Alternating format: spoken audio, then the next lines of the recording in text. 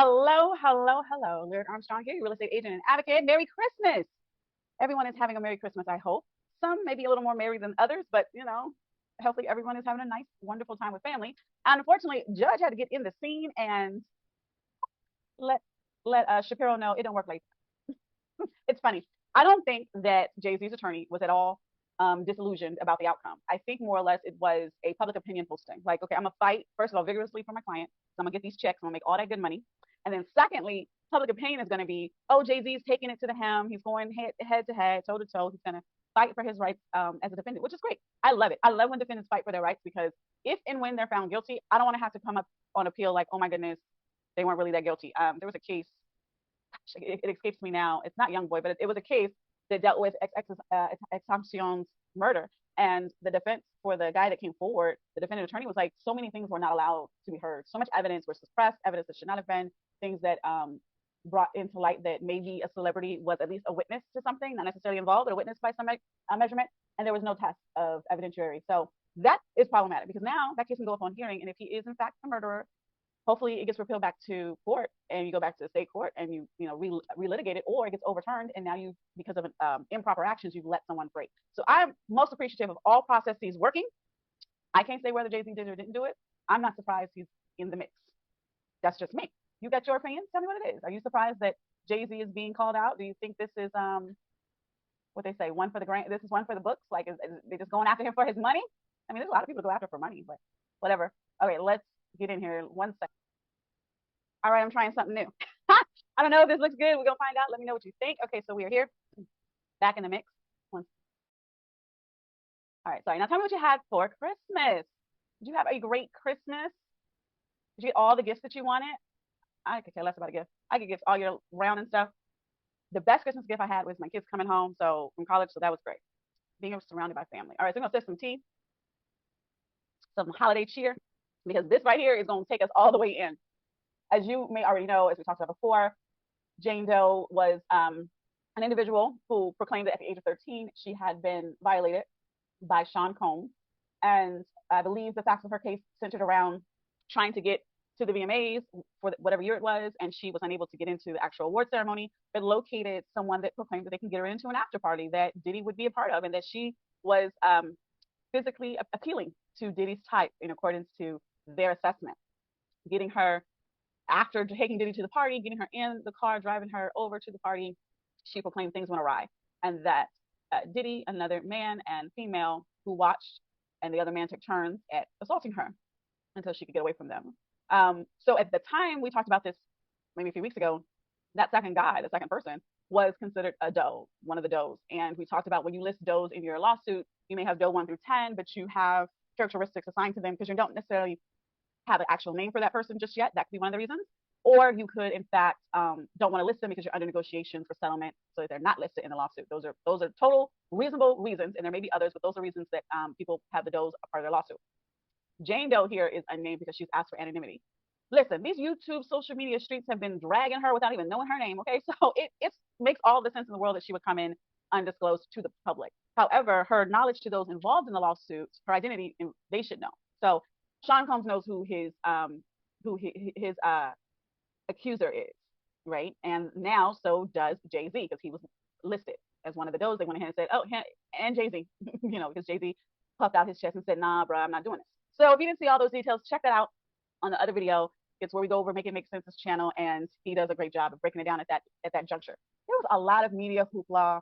There was, the woman went on did an interview, and some of her details were unaligned, and I believe she's autistic, or she has some kind of disability. And truthfully, but a lot of survivors will explain that certain details are suppressed, forgotten. They don't, was it nighttime? Was it morning time? Was it this house, that house? I think someone else said the driveway that she was describing as being U-shaped, in fact, is not true. It wasn't that shape during that time, whatever his house, whatever. All of those particular details can and cannot be important. It all depends on how the case unfolds in the courts. We're in public opinion land, so we're like extra particular. You need to know how to dot those I's and cross those T's. However, if you are a survivor of an assault, let's just say you were in a fight. Do you remember where the stray was standing over there to the right? Did they have a hat on? Was it red or blue or orange? What about the bystander across the street that had their camera rolling? Did they have dreadlocks or braids or shave cut? We have learned in the sense of court and dealing with law, and even those dealing with the Bible, it is very difficult to find two, three people to agree to every single detail. They can physically be in the exact same place, but their perception or their intake of the information, their memory changes. And the further away from the distance of the timeline of when the incident occurs, your memory changes even more. So it's not unheard of. We just need to go ahead and go on a trial. I think they had a motion to dismiss, which was funny. That was funny because you didn't even have nothing going yet. You're going to discovery. So District Judge Torres, she plays no games. Okay, she said pass the Chardonnay, pass the ham, whatever she had for Christmas, and came straight to work on the day after to put down this order and say, "Bam, no thank you, no sir, no ma'am." She slapped Jay-Z like she was Will Smith. Okay, no. So that's basically what happened. Now let's see what the order is written. It says plaintiff Jane Doe. So these, of course, are going to be background information. The action was filed in October. It feels like it's a whole world away. October 20th, 2024. What happened since then? Kendrick Lamar dropped albums. We had Thanksgiving.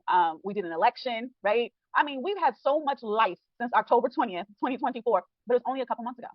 Feels like forever, just a couple months ago. A couple months in 6 days, maybe 7. Okay, so during that time, plaintiff alleged the violation of New York City Victims of Gender-Motivated Violence Protection Act, the Admission Code Section 10-1101. It said, okay, so that means all of them. Because what happens with the code is to be codified, and then you have all these little subsets, so like all of them. All right, generally, ECF number 1, which is usually a complaint, by ordered dated November 6th, the court provisionally granted plaintiff's motion to proceed anonymously. So they put in a motion to be a Jane Doe November 6th. That was ordered as such that they could remain Jane Doe. This explaining the defendants had yet to appear. So there was no appearance. An appearance is either demur, answer, you do something with a filing to appear in court. Not you walk into court and say, hey, I'm the defendant. It's a filing. It's usually a document that says you have been served. This is your position. You deny all claims, or only certain claims are applicable, but they're not necessary, or whatever. Or in fact, not only are these claims completely false, I have a counterclaim against this person. Whatever your position is, you file that. And at this time, it says it had not even been done. So on December 8th, plaintiff amended her complaint to add Sean Carter, who's at Jay-Z, we know, professionally as Jay-Z. And that's the amended ES number 29. So they've had a lot of motions, a lot of filings between number 1 and number 29. These are docket numbers, for those who are not familiar, meaning that within this case, on this docket, this case name and case number, these are the various filings and documents in between. Some of them could be court orders and minute orders or some other type of documents, especially since Carter is not the only named defendant. You have Combs and then Combs Enterprises. All of his different entities are named. So they have organizations. Let's see if you can, my pointer's not working. But if you look at the caption, after it says Bad Boy Entertainment, Bad Boy Productions, you have organizational does 1 through 10.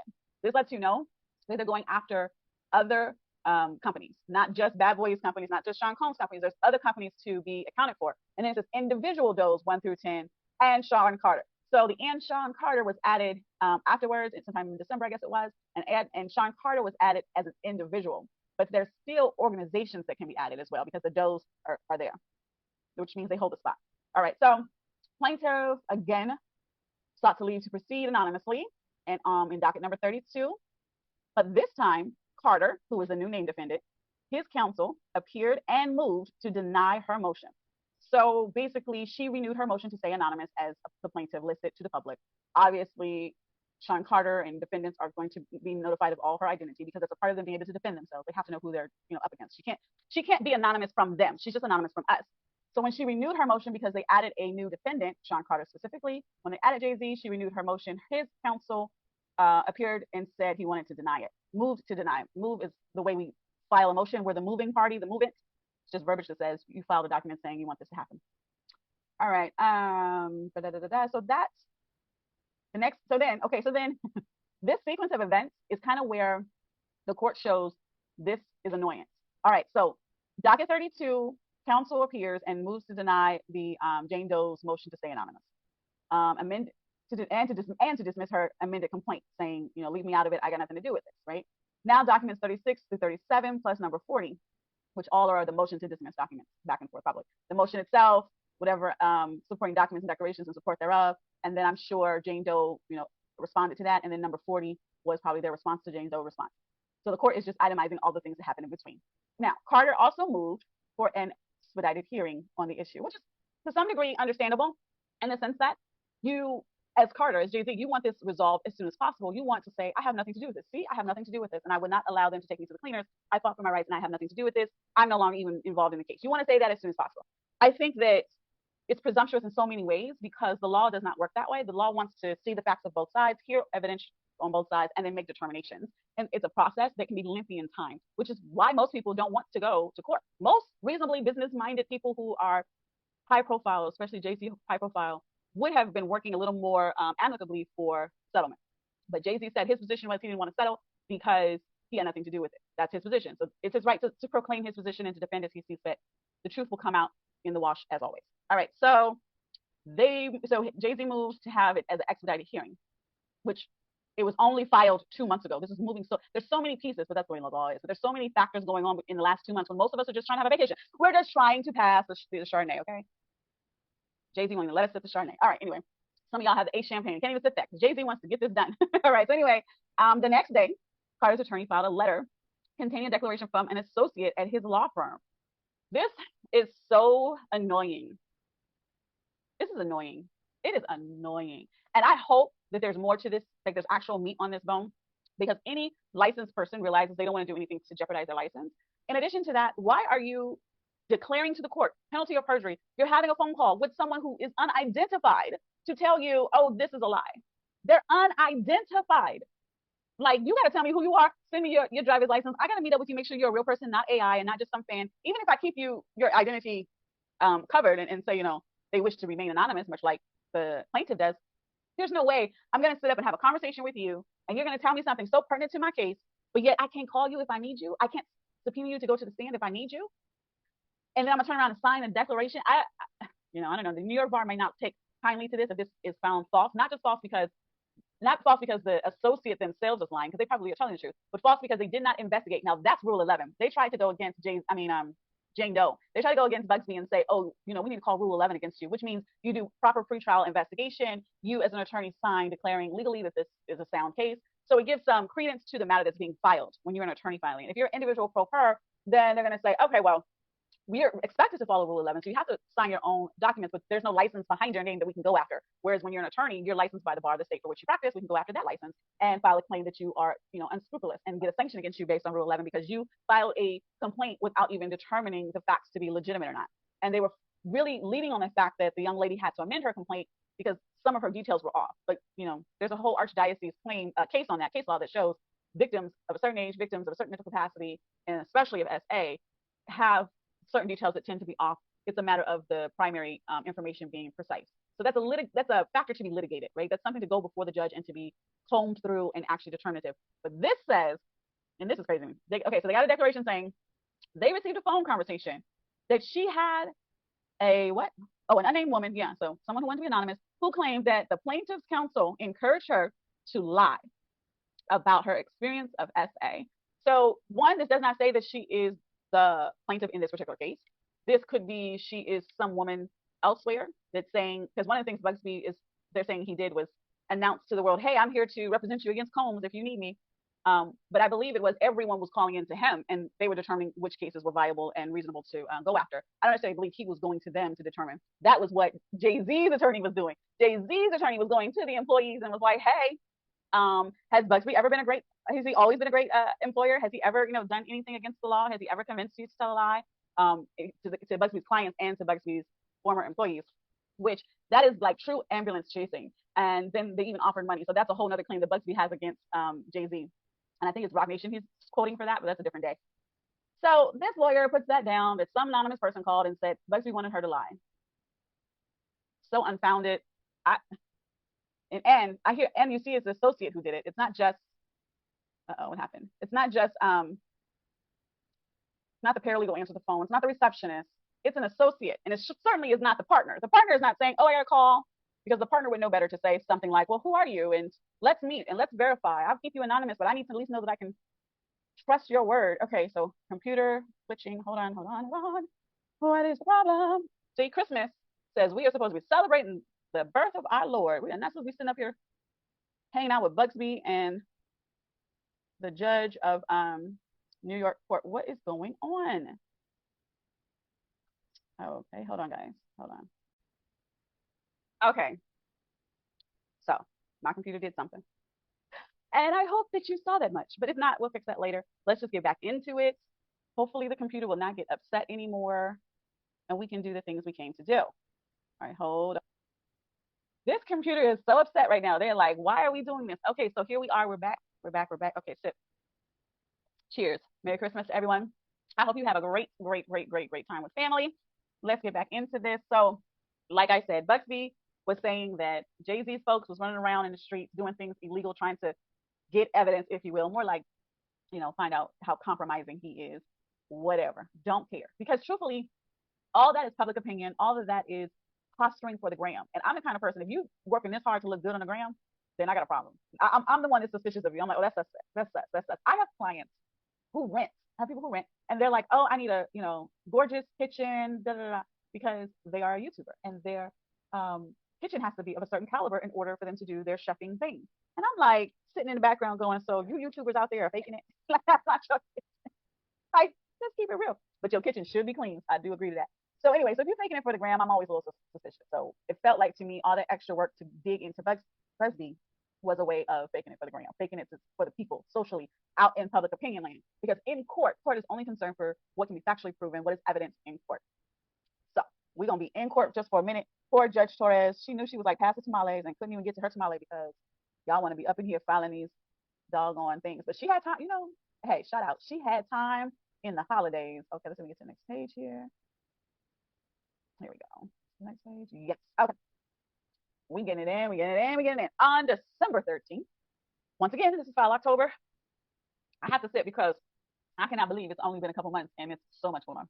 But I mean, that's the fun of law, though, actually. Okay, December 13th, Carter's attorney filed an additional letter alerting the court to a recently published interview of plaintiff on NBC News, which that's proper because the court can't take the news and then all of a sudden be like, hey, Busby, something's wrong. So it does take Carter's attorney to bring it to the court's attention.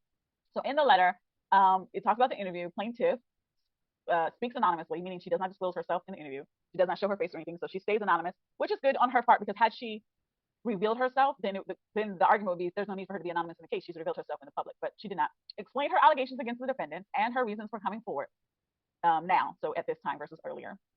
Okay, so Carter's lawyer points to the interview in which plaintiff admitted to inconsistencies in her story as evidence that plaintiff's claims have no factual basis whatsoever. Okay. But, okay, we love dramatic. Every attorney must be dramatic, okay? You gotta put on a show. He also argues that plaintiff's counsel violated FDCP 11B, so Rule 11, which once again we talked about has to do with the sanctioning of attorney who does not uphold and ensure that what they're bringing to the court has validity. And so they quote, failing to undertake a reasonable inquiry into the facts before filing the complaint, which is like a pre-litigation, investigation to ensure that this person coming before you has validity for these claims that you're getting ready to file in court. So they're saying Busby didn't do that. And that he failed to seek admission pro hoc vice in the court. Pro hoc vice is a way of practicing before a particular court. So when you are licensed, and I think Busby is licensed in Texas, right? And he may be licensed in various states. You can get licensed many places. It just depends on wherever you pass the bar. And if your law degree transfers into that different state. Some law degrees are only within the state for which they're located, and you have to look that up. So basically, if you're ABA, which I'm ABA, that means you're American Bar accredited. That's important because that means you can go to another state and practice. You can go to another state and be in the legal field without pro hoc vice. However, if you have a client who may live in a different state, or they live in one state but they want a defense in another state, they need you to go in pro hoc vice. So just think about Massachusetts versus Karen Reed. We had Jackson, who's from Los Angeles. He appeared pro hoc vice in Massachusetts on her behalf. So they're questioning Busby's ability to practice in New York in this case because they say he's doing so without seeking admission via pro hoc vice. But I don't know, is Busby not already an attorney in New York? He could also be an attorney in New York and not need the pro hoc vice application. So pro hoc vice application would mean you're outside the state, you know someone who's inside the state, they vouch for you, you show good standing within your own state, the court admits you for that particular case in that court. No other case but that particular case. You have to do it each time for each case that you're outside of your state jurisdiction. Carter's attorney requested an expedited briefing schedule, okay, for a motion to strike the first amended complaint, okay. Under Rule 11C2, okay, so basically because he didn't do his pre-investigation, supposedly in 12F. Next day, good God.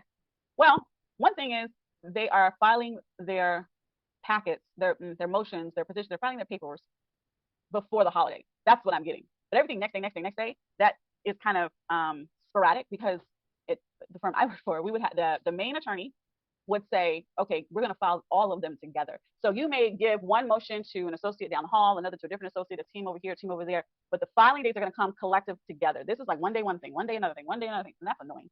But anyway, that's the way they did it. Next day, Carter's counsel submitted yet another filing.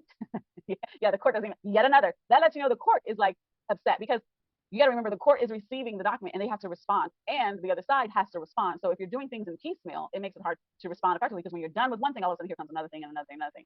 So that's kind of why systematically we typically put things together collective. But not even though it's not necessarily a declaration in support of one main document, we can definitely put a motion to strike. We can put evidentiary letter. We can put a motion to dismiss. We can put all different types of documents. We just file them the same day, not sporadically like this. All right, the motion for an emergency order directing the preservation of evidence and striking the amended complaint under Rule 12F. Okay. Sounds procedural, not necessary, because they've already had the motion to preserve evidence. I don't understand the emergency order necessary for that, but whatever. So now motion to proceed anonymously.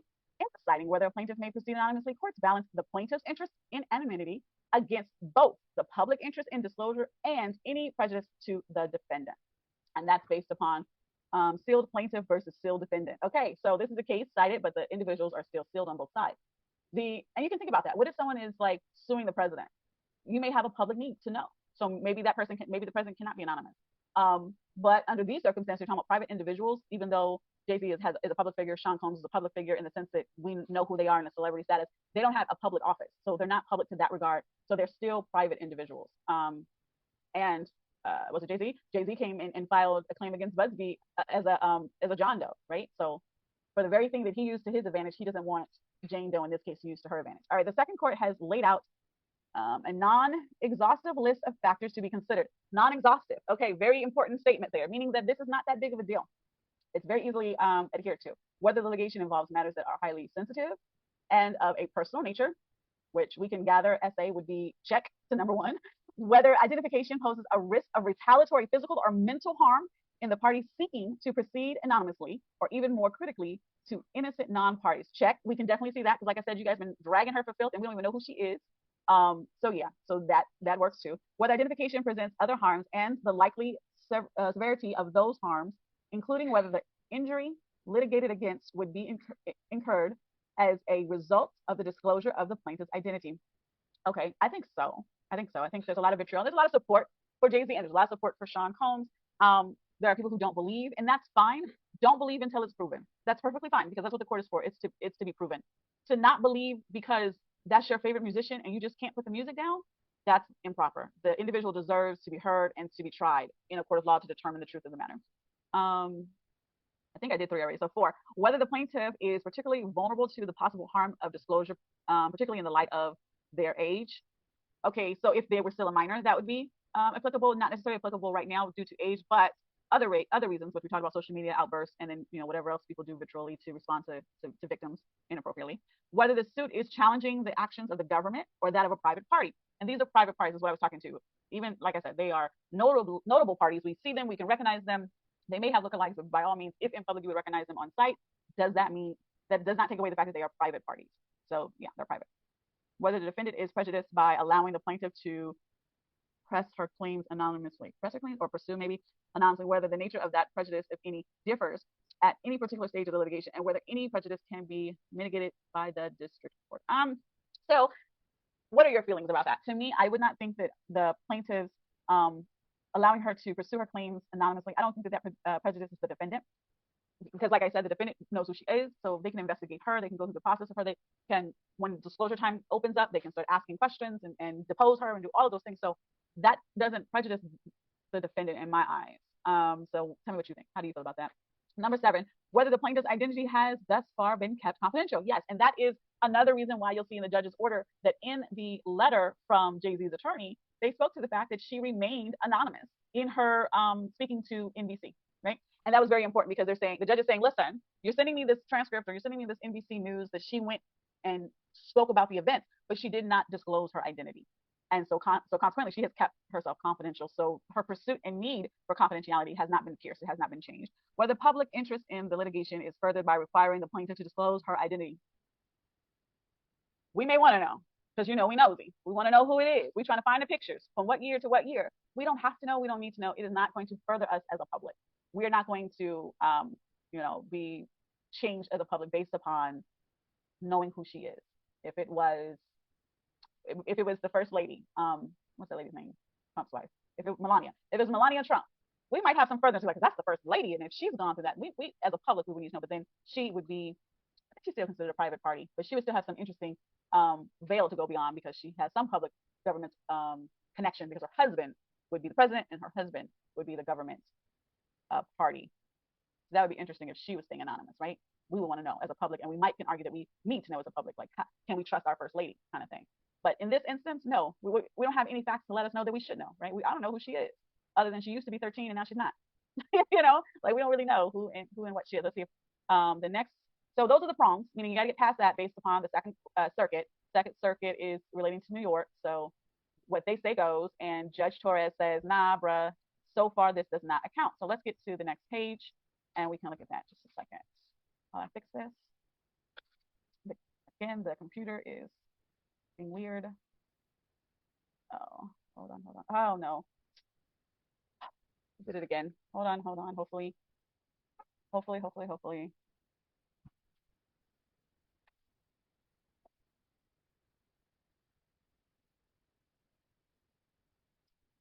Okay. Oh, okay. No, that is. That is. Over there. Okay. So,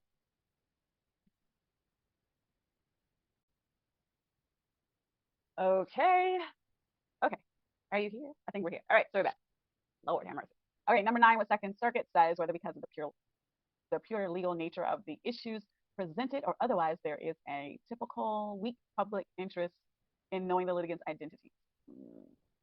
Purely legal nature. I don't see that applying. Okay. I don't see, and I don't know where that would apply off the top of my head, and maybe has some application if you're talking about civil liberties or something that it will change the nature of the law. So knowing the identities may be helpful to determine how you can use this legal case in the future, maybe, but I don't know. Whether there are any alternative mechanisms for protecting the confidentiality of the plaintiff. Alternative mechanisms, like being under seal, that's an alternative mechanism that may be plausible. But anonymity is only for a time being anyway. I don't know how long she gets to say Jane Doe before she has to put her name. And then, as we saw in the case that they cited, even then they could put that under seal because they had sealed defendant and sealed plaintiff as the parties to the public, right? So that could very well be the case in the end. All right. So at 190, page 190, what does it say? Cleaned up, citation omitted. Okay. A court is not required to list each of the factors or use any particular formation as long as it is clear that the court balanced the interest at stake in reaching its conclusion. Okay, so this is the judge talking, citing the laws pertinent to what they are supposed to do and what they're supposed to cite and adhere to relative to what's been asked of her, Judge Torres. Okay, here, the weight of the factors tips in favor of allowing plaintiff to remain anonymous, at least for the stage of the litigation. This is not even 3 months in, it's not even a full quarter. We're talking about 2 months of time, and Jay-Z, who is a named defendant, not the first named defendant, but a named defendant, is like, tell us who she is, put it all on the table, tell the world. And the court is like, we're not even in a stage where that's necessary. It's not necessary, not for now anyway. So that can happen later, but it's not necessary now. So factors 1, 2, 4, and 7, which are the factors for Second Circuit that listed on the last page, weigh strongly in favor of anonymity, right? And so the plaintiff's amended complaint, she alleges that defendants drugged, and you see that word, when she was only 13. So yeah, she deserves to be protected. She's a protected class, if you will. Her amended complaint, paragraphs 49 through 60, is where that information comes from. The courts in this district have recognized that allegations concerning several assaults, or I'm sorry, SAs, are highly sensitive and of an extremely personal nature. And then she starts to cite different cases, which are Doe's, Jane Doe or John Doe's. Who knows which one, unless you pull it up. But this one says Doe versus Skyline Auto. I guess it's automotives, Skyline's Autos, and Doe 3 versus Indite. I don't know what that is. But Doe 3, meaning there was several, at least 3 different Does that were listed as plaintiffs in that particular case. And then you have Doe versus Towners. So the judge is strategically saying, we have done this. We know what we're doing. We use Jane Does and John Does just fine. And we can come forth and get a resolution very well without disclosing identity. Plaintiff is particularly vulnerable to the possible harms of disclosure. Sealed plaintiff, and that sealed plaintiff is the case we had before, sealed plaintiff versus sealed defendant. Both parties were sealed, and that means that The public filing just shows them sealed plaintiff, sealed defendant, whereas the internal filings show exactly who they are. You can put evidence under seal because of the nature. A lot of times, especially when it's children, they will put them under seal so that their names are not publicized. And so in this instance, I don't know the nature of it, but they were found, they remained under seal.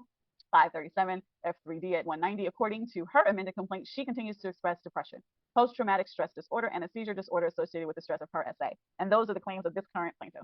Okay, based on her amended complaint, paragraph 61. So she's under a further protected class because of her mental status. Denying disclosure in part because of the risk it posed to plaintiff's already fragile mental health. Right, and that's one of the prongs, one of the factors that the Second Circuit said you had to weigh. Is this going to disturb the mental health? And since her mental health is fragile currently, Judge Torres is saying this would further disturb it, and there's no need to do that. We don't have to do that right now. We're in very pre-litigation moments. You know, we haven't even got to discovery. Like, I don't even think they've done discovery. Okay. Moreover, plaintiff's counsel asserts that many of his other clients who have filed similar lawsuits against Sean Combs claim to have been threatened by Mr. Combs for their decision to speak out. Now, this is interesting to me. I don't know if he could. Let me know if he could. But if any fight were to be done with Jay-Z, I would think his main fight would be to sever from Sean Combs' case. Like, if she says I did a thing, I want to be a completely separate case from Diddy's case. This being because we know that there have been jail phone calls where pizza boxes have been expressed to be, you know, other things, and Diddy is allegedly making claims of inappropriate nature, right? And attempting to get at particular witnesses or people who may have indulged with him, and in a way of a problematic nature. And then there was the alleged legal document folder that really wasn't legal. It just, you know, it just happened to be his notebook, right? So Diddy is doing things. He's out in the streets doing things, trying to get things done, trying to, you know, lay hands on people that can really be harmful to him, or threatening those that, you know, should take an interest in protecting him, whatever his position. And right here, here goes Jay-Z talking about, oh, Busby is a terrible attorney. He's an ambulance chaser. He's out here trying to just find anybody to go after me because I got money, and he has no scruples as an officer of the court. And the court, Judge Torres, was like, look, the other defendant is out here running amok. Uh-oh, I'm missing something. The other defendant is out here running amok, you know, causing all kind of problems in the streets. And if I were you, I'd shut up. That's basically what she's saying, right? But she does it in a much more elegant way. But that's what that is. Where it's like the conduct is improper. And then finally, plaintiff sat down for an interview with NBC concerning her case. NBC allowed her to conduct such interview anonymously. So she remained confidential in her identity. So she didn't pierce the veil. She didn't unveil herself in any way. Therefore, the court has no reason to be like, oh, okay, well, there's no reason to keep her protected because she's not protecting herself. No, she made sure to protect herself during that interview. And consequently, the court will not, they're not going to reverse it. So granted, several factors weigh against allowing plaintiffs to proceed anonymously. Like I said, there was 10 factors that they listed. The Judge Torres listed 1, 2, 3, 4, which was 1, 2, 4, and 7. Those factors are in favor of plaintiff remaining anonymously. So consequently, there's like 6 others or so that are necessarily against her. But considering those 4 factors are heavily weighted, she comes out with plaintiff is challenging the actions of private parties, not a government.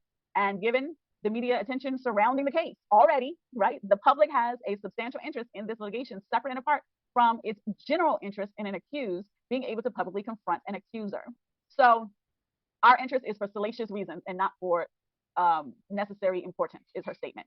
And whereas the accused, which is Jay-Z, has the right to publicly confront an accuser, you can do so without identifying who she is at this stage right now, is basically what the judge is saying. Alternative mechanisms may exist to protect confidentiality, namely the redaction and sealing of documents. Okay, we talked about that already. Most importantly, plaintiff's continued anonymity may cause prejudice to the defendants, making it more difficult for them to collect the facts necessary to mount a defense and, as appropriate, challenge plaintiff's credibility. This is according to Combs' statement, I believe, identifying the most significant form of prejudice to the defendants as a discovery disadvantage that the plaintiff's anonymity would present. The court does not take such prejudice lightly. So the court says, yes, this can be problematic, not because Combs or Jay-Z would not know her identity, but to say you know her identity does not mean you can go and depose someone else and say, hey, do you know this person? Have you ever heard this person? Known of this person to be a liar? Should we believe what this person says? Did you realize this person is claiming SA during the age around 13 years of age? Did you know her back then? Was she good? Was she not? Was she, fast tail? Was she out there in the streets? Was she not? Those type of discovery things that a defendant would look into could be hindered because her name is Jane Doe. No one knows a Jane Doe, not, really, unless they say to that person, hey, I'm Jane Doe in this case, but no one knows Jane Doe. So that's where the prejudice definitely is against, prejudice means problem, basically, against the defendants of Combs and Carter. And the court agrees that exists. That prejudice does exist.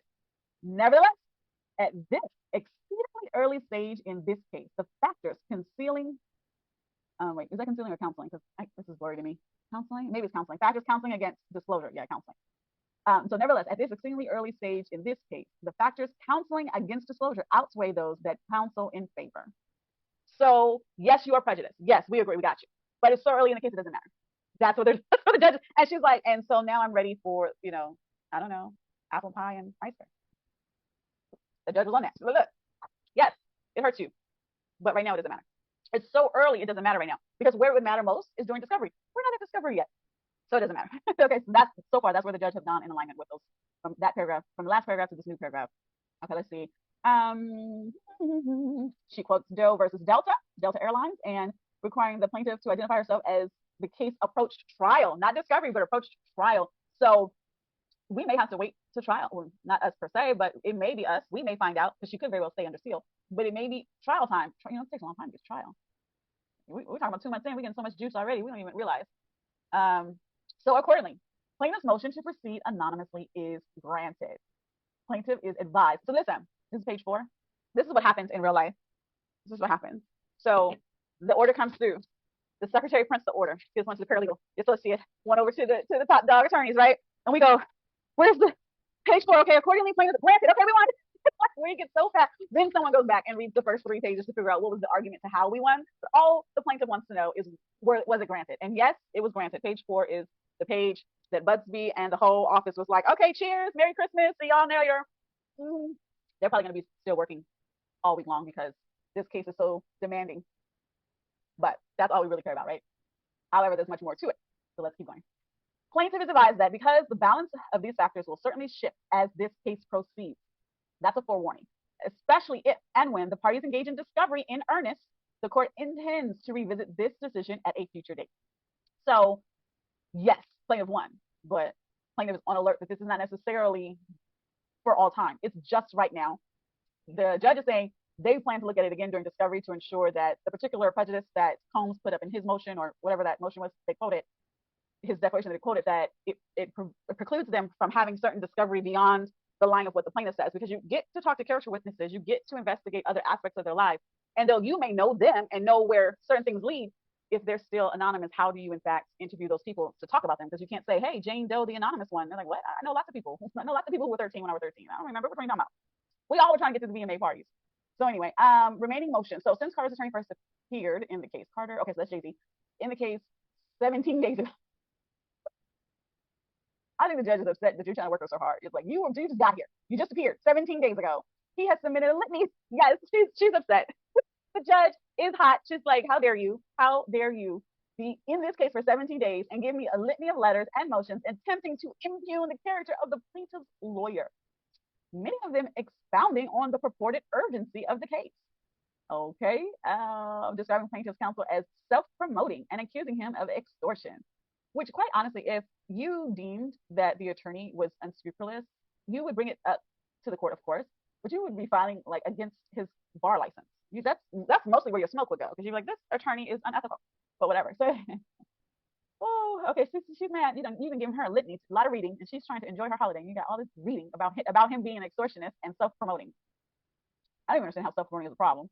I know a lot of attorneys are like, oh, that's so cringe that he had his backdrop with his number and his name on it. And then even the attorney who was, what's her name? The attorney for Trump, who had the her law firm on her computer in court. She got so much luck. Now she don't. I don't. I think her reading of the law and my reading of the law are two separate things. That's bad because I'm not an expert, but I don't think she. But however, I appreciated her tactic. What was her name? Hoffman, was it Hoffman? Let's see. I'm so off on a tangent, but guess what? It's Christmas. We're supposed to be having fun. Yeah, Alina Habba. So Alina Habba, that's the same? Yeah, that's Bondi, not Bondi. So Alina Habba, she did some case, and on her Mac computer, the backside of it had a sleeve that was her law firm. And I was like, that's cool. But every journalist was reading her for filth. It's self-promoting. It's so, pompous of her to be promoting her law firm. And they did the same thing with BuzzFeed when he had the backboard with his name and number on it. Dude, are you kidding me? It's free advertisement. Get out of here. This. Do you know how much the advertisement is? Do that. If you are an attorney, if you're going to be before a pulpit, advertise yourself. Go ahead. I don't see no shame in that game at all. But anyway, they had a problem. A lot of people had a problem with that. So in this case, so did Combs, because he was like, or Carter, he was like, Busby is self-promoting. Like, yeah, you got to. You got to tell them to call you, because they wasn't going to call. Ghostbusters, they're not around. You got to call the attorney that's going to help you. And that is willing to take on the case of this magnitude. That's another thing I don't think people realize. You're talking about going and get Sean Combs, now also Sean Carter. You need a Busby, somebody with a backbone and a a 45 Colt. You know what I mean? I need you to have the blood of Jesus and everything else with you. You can't just be willy nilly attorney telling them I only practice family law. Well, then this ain't for you. You got to have that real litigator in you. You got to get that get. Okay, so anyway, I've gone off on a tangent. Let's get back to business. So the judge says that Carter was requesting to be heard on an expedited basis and accusing plaintiff's counsel of exploiting the legal process to generate media attention, asserting that plaintiff's counsel seeks only to benefit himself, requesting the shortening of a deadline from 21 days to 1 day. So that deadline is any amendment you need to have to your complaint. You have 21 days to do it. They want him to do it in 24 hours. Fix this, take us off, da da da. That's not reasonable at all, especially because it's holidays. Like, who's doing this? Like, and he is a pompous, you're saying Busby is being pompous because he's standing in front of his backboard, but you over here talking about let's change the law and make him work harder and faster. Okay, anyway, you describe plaintiff's counsel as willing to blatantly violate the core ethical obligations of all attorneys and requesting a hearing on a motion the following day. The judge was trying to have cake, okay? You kept Judge Torres from her Chardonnay, her ice cream, her cake. She might have got a bite of the turkey in November. In December, somebody was supposed to be making the prime roast, and God dog it, she didn't even get a bite of that because y'all want her to come over here and have a hearing on this motion on the following day. She did not like that. Just FYI. And I'm sure they can read this. I hope every attorney who's on this case can read this and understand the judge does not like that listen to me right now attitude. Like, me, it's all me, it's me. Listen to me right now. She didn't care for that. Carter's lawyer relentlessly filed combative motions containing inflammatory language, ad hominem, attacks inappropriate, a waste of judicial resources, and a tactic unlikely to benefit his client. Alice, did you hear what the judge was saying to you? She said it was combative and inflammatory, and it did not benefit your client. All your antics and all your hoopla with her is not working. The court will not fast track the judicial process merely because counsel demands it. Oh my lord. Oh my lord. If you guys even knew. So the law takes forever now. Like, you can do a couple. Okay, so Young Thug's case, 1 whole year for no reason. That was a problem. However, a case can take a year. It can take 2 years, just depending on the nature of the case, by going through proper procedures. That Young Thug trial, that's not the business. That's not how that goes. That's not real life. That right there was, in my opinion, the DA not having a case.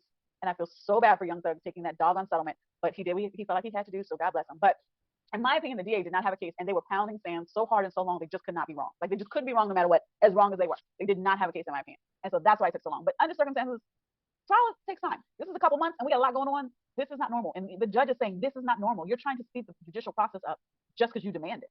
There's no reason for you to speed it up. We need to go through the proper process in the proper timeline. And she ain't feeling you speed it up during the holidays. I don't know why anybody would want to upset the judge during holidays. Alex, would you be so kind to tell us what, your tactic was in that regard? Because you're kind of like in the hot seat over that. Like, why would you say right now, hear me now, we need to do this now? I mean, January's right around the corner. You could just wait and be like, okay, can we do it in January? Sometime January, February, sometime first quarter of the year. But you want it now, right now. And I think the only reason why the expediency mattered was because Jay-Z wants to publicly be able to say, hey, see, I got nothing to do with it, and keep motion pushing. So it may be effective for him and his business with the NFL, his business, his daughter with Mufasa, and Disney and all that. So maybe in that regard, that would be the necessity of expedition. But it may have been better to negotiate with Busby offline and say, listen, let's handle this in January because my client is going out of the country and has a lot of things going on between now and the end of the year that we can't really negotiate with you until January. Busby might have been able to wait that long, I don't know. But anyway, they did not. So we are here having fun and having all the tea. Moreover, although Carter's attorney sells plaintiff's attorney as having a chronic to follow the rules, Carter's counsel has failed to abide by this court's clear rules. What that means? You crying because they didn't do something that you say were the rules, and you're not taking care of the rules of this court. Under this court's individual practices in civil cases, and with limited exceptions, a pre-motion letter is required prior to the filing of any motion.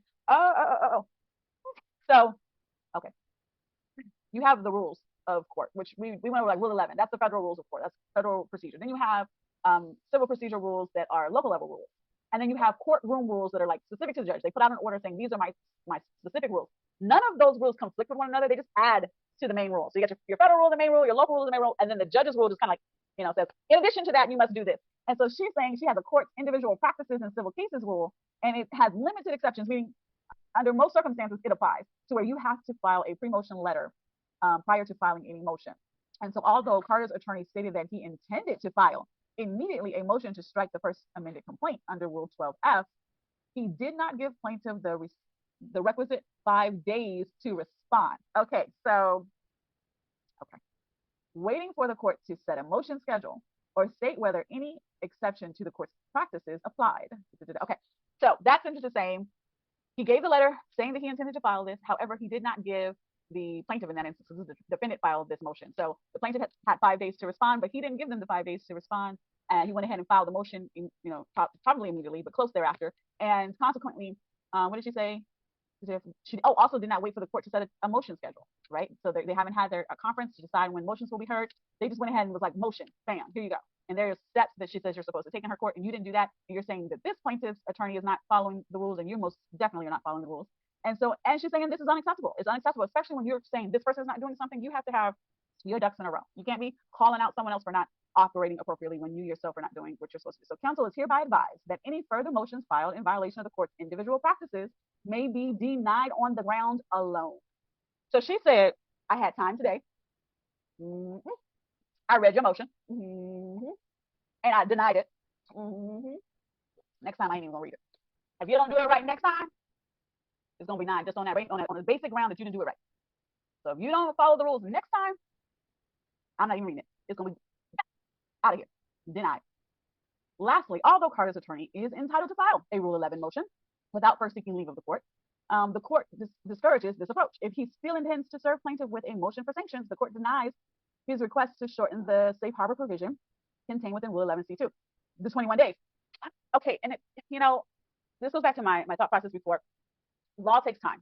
The court takes time. But as long as we think it is, it's much shorter now than when we first had our laws drafted. Like we came from common law of England. We came from the common law of England, Spanish law of the Spaniards for case law. I may be saying this backwards, so excuse me.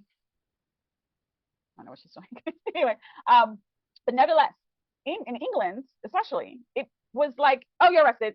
We're gonna throw you in jail, and whenever you go to court, you go to court. But you could die before that could happen. It could be 5 years, 10 years. Even today, if you go overseas and get arrested, they don't have to have a case for you within 100 days or a year. They don't have to do that. They can do court whenever they so please. Hold on, let me see something.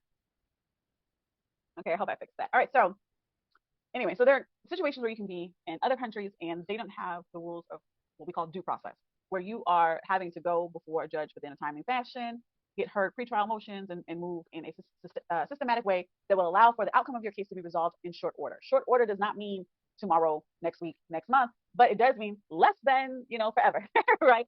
So prior to, us being here in America, when our forefathers were in England, they had an issue with due process. They could be jailed so long that they didn't make it to court. They ended up expiring as a person prior to making it to court. So this Judge Torres, is saying, we have a judicial process. There's no need to speed it up. And so when the safe harbor provisions were put in place for Rule 11, it was, you get 21 days. It's a good enough time for you to make sure you're right. And it's a good enough time to ensure that you're not so far down the pipeline that you're drawing out the case. So she's like, no, we won't be doing that. We don't care what you're talking about there, Judge. I mean, not Judge, what's his name? Attorney Alex. So you can bring up your Rule 11 if you want to, but the court automatically denies a request for shortened time. So if you're going to do the Rule 11 filing, no problem, but he's still going to get 21 days, which is plaintiff, the attorney Budsby is going to get 21 days to respond. So we can get, let's see. Oh, it's, okay, hold on. Okay, so basically that was it. I thought so. So Carter's motion to strike the amended complaint under Rule 12F is denied. So that's the next page that everybody in Busby's office is doing. You're looking for the judge's signature. Okay, Carter's motion to strike. Denied. Okay, yes. This is another party for Busby. Great Merry Christmas to the office. By January 10th, plaintiff shall file her response to Carter's motion for an order directing the preservation of evidence. Okay.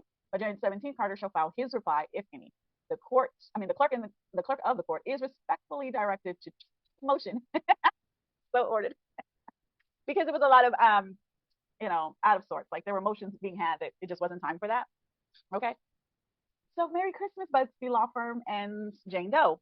Now, what I will say though, it's not as if to say she's won or that the judge believes her and is ready to, side with her. It's not to say that at all. Actually, the judge is just saying, I'm not going to speed up the trial. We're going to keep things orderly. We're going to do things in the right procedure. We're going to keep due process as it is already deemed judicially, and we're going to focus there. But she still has to prove her case. So it's an early time of the year.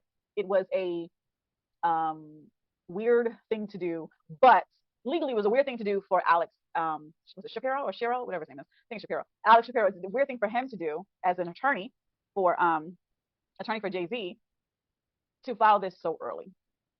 But he might have just been doing it for public. He might have just been doing it so Jay Z could walk the red carpet on Mufasa. Because truthfully, that was a big time in Jay Z's daughter's life, and if he wasn't there, how would that look? If he stayed in the house. So he walked, he showed himself resolved, and he's like, okay, I'm gonna let my attorney do the work. And that's what should happen. The attorney should do the work. I'm trying to make sure I know his name. I know Alex Shapiro, not Shapiro, Shapiro. I think it was different. So Alex Shapiro. So he may have done that just to save face for his client, show zealous advocacy for his client, show that his client was willing to throw everything at it and feels vehemently resolved that he is not guilty or liable. Because actually, it's not a criminal case, so it's not about guilt, it's about liability. That he feels that he is not liable or culpable to these crimes or to these allegations. Maybe not. But the judge said, we're going to find out when it's time for trial. So your motion to dismiss and all that good stuff, take that off. Clerk of the court, respectfully, remove all that because that's not appropriate. We're going to trial and it's not time for this. It's untimely. All right, y'all. Lyric Armstrong here, your real estate agent and advocate. By all means, have yourself a Merry Christmas, a Happy Holidays, a great New Year's, Kwanzaa, and all the holidays that are in between now and then. Enjoy life, enjoy friends and family. And if somebody tries to tell you what to do and who you are, decide if it matters. Because a lot of people want to tell you that you shouldn't talk so much, or you don't talk enough, or you should do this, and you don't do, and they pay your bills. They don't even know your name, or they barely know what you're going through. So, have fun and love the ones who love you back. All right. Talk to you later in the next video.